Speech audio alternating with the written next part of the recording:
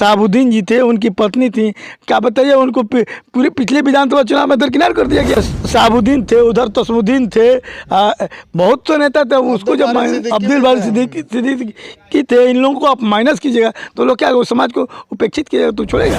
Poster में नाम नहीं था, नंबर उनका फोटो नहीं था, उनका सजा मुसलमानों ने दिया।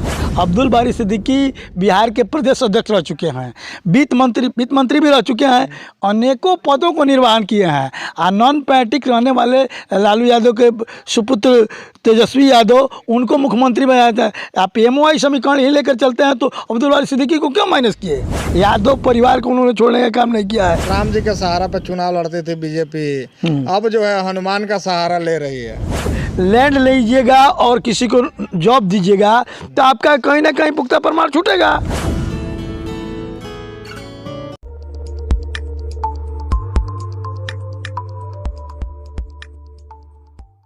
लालू परिवार के सहयोगियों पे जो है लगातार सीबीआई का छापा चल रहा है और लगातार उनसे पूछताछ हो रही है। कुछ दिन पहले भी लालू परिवार जो था, उनके जितने भी आवास थे यहाँ से लेकर के दिल्ली तक जो है, उनके परिवार के ऊपर कहीं ना कहीं सीबीआई को जो है रेड पड़ रहा था। और बहुत सारे आरजेडी के जो नेता है उनका कहना है कि ये जानबूझ करके बीजेपी करवा रही है। तो अभी हमारे साथ इसी मुद्दे पर चर्चा करने के लिए गोपालगंज जिले के बीजेपी के उपाध्यक्ष प्रमोद गुप्ता हैं, सह मुखियापति भी है साके पंचायत से। तो इनसे हम जानने की कोशिश करेंगे कि क्या कुछ ये सोचते हैं और राजनीति में अच्छी खासी पकड़ भी रखते हैं और बहुत दिन से राजनीति कर भी रहे हैं। बहुत बहुत स्वागत है सर आपका।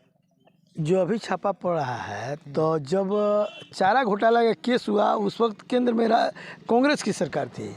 यूएन विश्वास हुआ करते थे, सीबीआई के चीफ हुआ करते थे। तो उस वक्त बंगाल के रहने वाले थे, मान लीजिए कि सरकार थी कांग्रेस की और ये बंगाल के रहने वाले यूएन विश्वास थे। ये सब लोग उस वक्त उन्हीं के दल के थे। तो उस वक्त छापा क्यों पड़ा गया? जब चारा घोटाला हुआ उस वक्त छापा क्यों पड़ा? उसमें तो सजा याफ्ता भी है अभी, तो सजा, लेकिन अब जो है अब यहाँ पे किस लिए छापा पड़ रहा है कि लैंड फॉर जॉब, यानी कि मतलब नौकरी देने के नाम पर जो है जमीन लोगों से लिया गया। तो ये मैं आपको बताना चाहता हूँ कि उनके सरकार में उन पर छापा पड़ी है। उनकी जब सरकार थी, कांग्रेस की सरकार थी, उस वक्त चारा घोटाला केस होता है। आप जब लैंड लीजिएगा और किसी को जॉब दीजिएगा तो आपका कहीं ना कहीं पुख्ता प्रमाण छूटेगा। जब पुख्ता प्रमाण छूटेगा तो विरोधी दल इसको उठाएगा। आपने गलत किया है, गलती ऐसा चीज़ है कितना छुपाएंगे हम, वो तो कभी ना कभी खुलना ही है। आप जमीन, हम भी मुखिया बने हैं, हम गलती करेंगे तो भी कहीं ना कहीं खुलेगा। मान लीजिए कि आपने ज़मीन लिया, आप रेल मंत्री हैं और उस वक्त आप किसी से यहाँ पे मीरगंज के पास दूधू कीता ज़मीन लिखवाया गया है। हमारे प्रेम गुप्ता जो आपके राज्यसभा मेंबर बने हैं, उन्होंने प्रूफ दिया है। तो क्या करेगी सरकार? आप बताइए। जब आप प्रूफ दीजिएगा, आपसे मिल रहा है आसानी से कि हमने ज़मीन दिया तो हमको नौकरी हुआ। यादव परिवार को उन्होंने छोड़ने का काम नहीं किया है। आप बताइए, जिगना के पास में जो मीरगंज है उसके पास आपने उसे ज़मीन रजिस्ट्री करवाया तब उसको नौकरी दिया। आप बताइए, यहाँ पे रघुनाथ झा का ज़मीन है, उसके बदले आपने विधानसभा के उनको मंत्री बनाया। हर जगह की बात ऐसी थोड़ी बात है। तो आपको लगता है कि उन्होंने, लालू परिवार ने ऐसा किया है? जमीन मतलब नौकरी देने का? हमारे लगने से और कह देने से कुछ नहीं होगा। जब तक आधार, ठोस आधार नहीं मिलेगा तब तक कुछ नहीं होगा। ठोस साबुत मिला है, उस पर चैलेंज किया गया है। तो मतलब लालू परिवार ही कहाँ, बाकी तो सारा कुछ, बाकी लोग भी तो हैं। तो लालू परिवार जो जिसमें ज़्यादा इन्वॉल्व होगा उस पर तो होगा ही। एक और राजनीति चल रही है बिहार में, बागेश्वर धाम वाले बाबा को लेकर के। कुछ लोगों का कहना है कि बागेश्वर धाम वाले बाबा इतना ही अगर ज्ञानी है तो बिहार की गरीबी क्यों नहीं दूर कर देते हैं? बिहार आखिर इतना गरीब क्यों है? जहाँ जाते हैं वहीं पे मार खाते हैं कि भागो भागो तुम बिहारी है। यह देखिए, यह शीर्ष नेतृत्व का देन है। जब हमारे यहाँ मान लीजिए कि फैक्ट्री लगे, कल कारखाना लगे, यहाँ का युवाओं को मिलेगा रोजगार तो बाहर जाने की जरूरत नहीं पड़ेगी। आपने पहले फर्स्ट वादा किया था कि जिस दिन मैं सदन में सदस्यता लूँगा तो 10 लाख लोगों को नौकरी दूंगा। आपने कितने लोगों को नौकरी दिया? आप जब वादा किए उस तरह से काम कीजिए। पब्लिक तो प्रश्न करेगी, विरोधी दल उठाएगा प्रश्न। तो आपने बोला था कि जिस दिन मैं विधानसभा में सदस्य शपथ लूँगा उस दिन मेरे कलम से मेरा फर्स्ट कलम चलेगा 10 लाख लोगों को नौकरी देना। आपने कितने लोगों को दिया है? आप बताइए। तो लोगों को उठेगा भाई। और बागेश्वर नाथ धाम के बारे में कर रहे हैं, तो अब बताइए, कोई देखिए किसी भी धर्म के आड़ में कोई गलत करता है तो छुपता नहीं है। अगर जो धर्म के साथ साथ मान लीजिए किसी कोई प्रवचन करता है तो उसमें समाज सुधार का भी काम होता है। ऐसा बात हो है कि प्रवचन कर देने से, हनुमान जी का नाम लेने से कोई गलत चीज़ नहीं है। अगर जो आप भी, सब मजहब को मानने का अपने अपने धर्म को अधिकार है।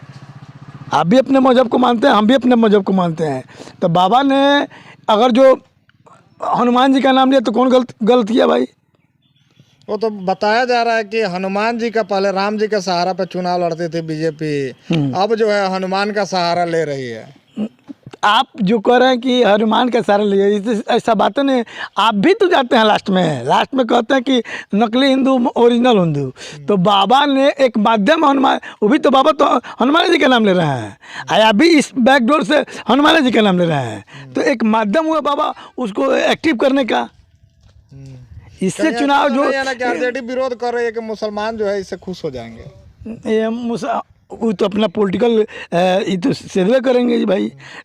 और जो उनको इतना ही मुसलमान से प्रेम होता तो यहाँ जो पूर्व सांसद सीमान के शहाबुद्दीन जी थे, उनकी पत्नी थी, क्या बताइए, उनको पूरे पिछले विधानसभा चुनाव में दरकिनार कर दिया गया। क्या उनका अपने पोस्टर में नाम नहीं था, नंबर, उनका फोटो नहीं था, उनका सजाव मुसलमानों ने दिया। आप केवल बात करने से मुसलमानों को खुश नहीं कर लेंगे। उसका नेता है, जैसे मान लिया कि इधर शहाबुद्दीन थे, उधर तस्मुद्दीन थे, बहुत से नेता थे। उसको जब अब्दुल बारी सिद्दीकी थे, इन लोगों को आप माइनस कीजिएगा तो लोग क्या, समाज को उपेक्षित कीजिएगा तो छोड़ेगा। अब कहीं ना कहीं मुसलमान को भी लग रहा है कि अब आरजेडी में हमारी लाइफ नहीं है, अब हमको भी कहीं दूसरा तलाश करना चाहिए। तो अब क्या कुछ कहेंगे? अरे भाई, तो हमारी जो पार्टी है वो फाइनल कहती है कि सबका साथ, सबका विकास और सबका विश्वास, तीन चीज़। सबका साथ मिला, सबका उसका विकास हुआ।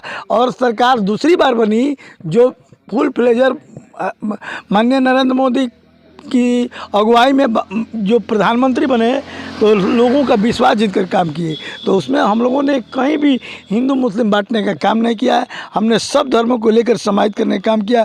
क्या गैस दिया है प्रधानमंत्री ने तो उसमें मुसलमान को नहीं मिला है? रोड जो बना है उसमें मुसलमान के लड़के नहीं पढ़ते हैं?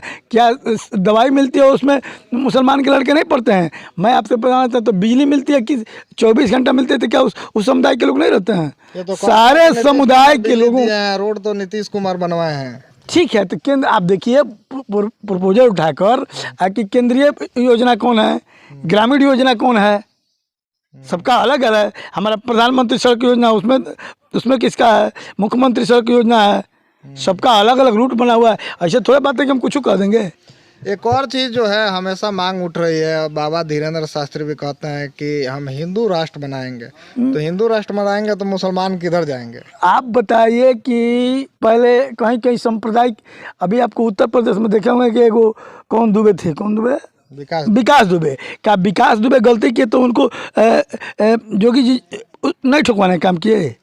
वहाँ भी उनको सजाए मिली। जो भी किसी भी धर्म का होगा, वो अपराधी किसी को नहीं छोड़ता है, और अपराधी कहीं बख्शा नहीं जाएगा इस सरकार में। आप मान लीजिए कि इतने दिन की सरकार मेरी है, कहाँ किसी मोहम्मदन को ठेस पहुँचाने का काम किया है? ऑल ओवर इंडिया में कहीं भी कहीं आप सांप्रदायिक दंगा नहीं सुनने को मिला होगा। इतना मान लीजिए कि मंदिर बना, तो अगर जो हिंदू को मंदिर बन रहा तो मुसलमानों का सम्मान किया गया, उनका भी मस्जिद का व्यवस्था किया गया। कहीं बताइए, जिस मंदिर मस्जिद के लिए 499 वर्ष यानी लगभग 500 वर्षों से निलंबित था, उसको प्रधानमंत्री नहीं हो चुटकी मिस से पसीना भी नहीं बहा, और मंदिर बनने का काम हो गया और मस्जिद बनने का काम हो रहा है। दोनों बनने का काम हो रहा है, ये नहीं कि केवल एक चीज़ बन रहा है, सब धर्मों का ख्याल रखा जा रहा है। तो इसमें मतलब हिंदू राष्ट्र अगर आप लोग बना रहे हैं तो मुसलमानों के लिए क्या कुछ होगा? नहीं, ऐसा दिमाग में से निकाल दीजिए कि मतलब क्या है, क्योंकि मुसलमानों को शुरू से जो है 70 सालों से डराया जा रहा है कि बीजेपी आ जाएगी तो तुमको पाकिस्तान भेज देगी, बीजेपी आ जाएगी तो ये कर देगी, तो बीजेपी आएगी तो तुमको रहने नहीं देगी। अब बीजेपी की तरफ से भी कुछ नेता ऐसे हैं, बोलते हैं कि अब हम हिंदू राष्ट्र बनाएंगे। देखिए, मुसलमान भी कहीं ना कहीं डर रहे हैं कि भाई अब हम तो आरजेडी के पास थे तो वो भी हमारे लिए मददगार नहीं है, बीजेपी तो भगाने का बात कर ही रही है, तो हम जाएंगे कहाँ? कुछ कुछ लोगों का अपना व्यक्तिगत सुझाव होता है, हमारे व्यक्तिगत सुझाव से पार्टी नहीं चलती है। पार्टी का कोर कमेटी बना हुआ है, उसका नेशनल नंबर पर 3 हुआ, हमारे राष्ट्रीय अध्यक्ष हैं, उन लोगों का क्या हुआ चलता है। हमारी मानसिकता है कि ना कि हम ऐसा हो जाए तो हो जाएगा, संभव ही नहीं है। जहां आपको ये प्रमाणित कर दिया गया, 10 साल की सरकार चली है, पिछली 5 साल की नरेंद्र मोदी की सरकार, अभी इस साल का तो बताइए 10 साल हुआ, तो इसमें आप बताइए कि क्या कहीं भी प्रधानमंत्री के द्वारा ऐसा शब्द आपको सुनने को मिला? कहने के लिए व्यक्तिगत मेरी इच्छा है, मैं कुछ भी कर सकता हूँ, आपकी भी कोई इच्छा, आप कुछ कर सकते हैं, लेकिन आप इसमें नरेंद्र मोदी है, इसमें किसी का खर भी नहीं खड़खड़ाएगा। किसी मुसलमान और हिंदू का देख रहे हैं, उनका एक ही नारा है, सबका साथ, सबका विकास, सबका विश्वास। मतलब सब आदमी साथ में ही रहेंगे। बिल्कुल। कहीं आप देखिए बिहार में, बताइए कहीं आप बताइए कि बिहार में बताइए कहाँ हुआ है? कोई जगह, एक को जगह हिंदू मुस्लिम हुआ तो बताइए। हम लोग क्या बिहार में शुरू से ही लेकर के जाति के ऊपर बहस होते रहती है। जातिगत जनगणना भी कराया गया, उसको भी कोर्ट ने बंद कर दिया कि नहीं, अभी नहीं कराया जाएगा। उसका जो कुछ सिस्टम है वो सिस्टम से नहीं है, तो उसके बारे में क्या कुछ नहीं? तो आप बिल्कुल बात ठीक कहते हैं कि बिहार, उत्तर प्रदेश और आपको 2-3 प्रांत है जहाँ जाति पर राजनीति होती है। इसको मैं माइनस नहीं कर सकता हूँ, जातीय आधार पर भी राजनीति होती है। तो हम लोग सब जाति के लोगों को सम्मान देने का काम किया, हर जाति के लोगों को टिकट मिला। जाइए ना, बैकवर्ड कोयरी कुर्मी का जो समुदाय होता है लौकुश से, उसमें हमने अगुआ बना दिया सम्राट चौधरी को, बिहार के प्रदेश अध्यक्ष हो गए, विरोधी दल के नेता हैं, पार्टी उनको मान सम्मान दे रही है। आपको उपेंद्र कुशवाहा हैं, उनको जेड सुरक्षा मिल रहा है। सब तरह के लोगों को सम्मान दे रहे हैं। यहाँ किसी एक जात का बात नहीं होती है। और एक जात का बात करने से बताइए, जहाँ 27 पार्टियों से सरकार चलती थी ऐसे 10 साल पहले, तो हम लोग 10 साल से देख रहे हैं कि कोई कल्पना भी नहीं किया है कि फुल फ्लेजर में सरकार बनेगी, और बन रही है दोनों बार से। अच्छा, एक और बात हम आपसे जानना चाहेंगे कि आरजेडी में जो है बताया जाता है कि एम और वाई के समीकरण पे ये हमेशा चुनाव लड़ते हैं, लेकिन आखिर जो है मुख्यमंत्री जो होता है उन्हीं के परिवार से होता है। ऐसा क्यों है? आखिर कारण क्या है इसका? बात देखिए, जो है बोलती है कि हम यादव की पार्टी है, मुस्लिम की पार्टी है, तो आखिर जो मुख्यमंत्री होगा वो यादव में मतलब और भी लोग तो काबिल हैं, या मुस्लिम में और भी लोग काबिल हैं, तो आखिर उन्हीं के परिवार में ऐसा क्यों होता है? मैं बताना चाहता हूँ कि जब काबिल तो निश्चित हैं, अब्दुल बारी सिद्दीकी बिहार के प्रदेश अध्यक्ष रह चुके हैं, वित्त मंत्री भी रह चुके हैं, अनेकों पदों को निर्वहन किए हैं। और नॉन पैट्रिक रहने वाले लालू यादव के सुपुत्र तेजस्वी यादव, उनको मुख्यमंत्री बनाया था। आप PMOI समीकरण ही लेकर चलते हैं, तो अब्दुल बारी सिद्दीकी को क्यों माइनस किए? जो इतना बड़ा लर्नेड व्यक्ति है, विद्वान व्यक्ति है, उसको आप माइनस कर कहते हैं कि मेरा ही लड़का बनेगा। तो इसका अर्थ ये हुआ कि परिवारवाद को बढ़ावा दे रहे हैं। परिवारवाद जो सोनिया गांधी, राहुल गांधी, प्रियंका गांधी, इंदिरा गांधी जो किए, उसी काम को आप कर रहे हैं।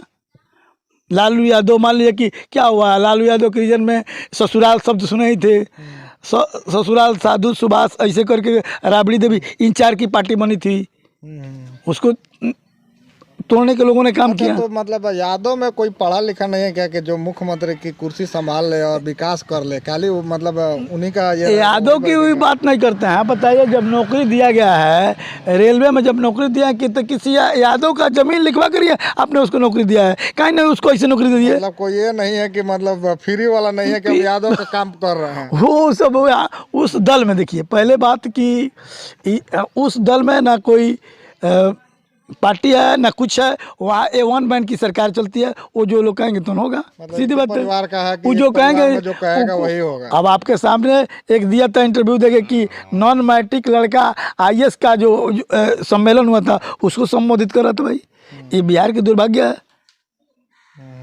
गोपालगंज जिले के बीजेपी के उपाध्यक्ष भी हैं, तो इनसे हमने पूरी की पूरी जो है डिटेल्स में बात करने की कोशिश की। आपका क्या कहना है आप जरूर बताइएगा। इस वीडियो में इतना है, धन्यवाद।